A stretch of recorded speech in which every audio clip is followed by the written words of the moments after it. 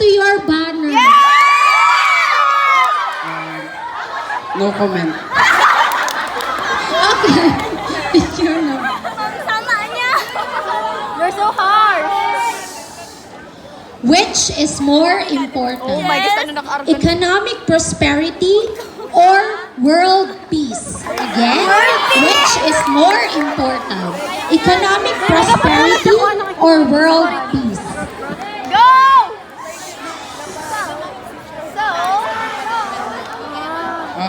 First of all, I would like to thank my fellow classmates, advisor, and of course, my loved ones for supporting me in this competition. The question is, itilog! which is more important, economic prosperity or world peace? As a student of Calabanga National Science High School, I would, Quiet!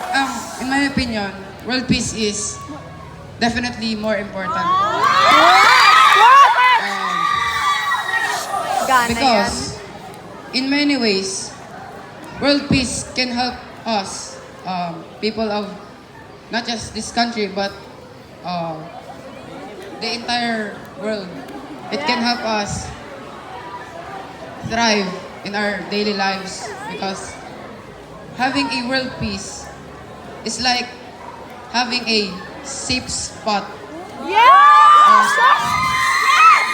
It's like having a safe spot on a strong storm. World peace is like having world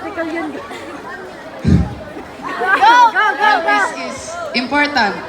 More important than economic prosperity is important, but world peace is more important because by having world peace, it can help us communicate with others freely and having to express our thoughts and emotions about the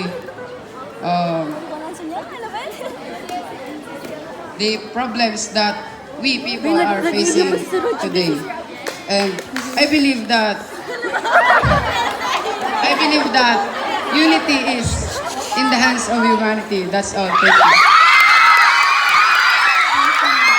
Thank you so much, contestant number 4. Now for our contestant number 4. Ready ka na?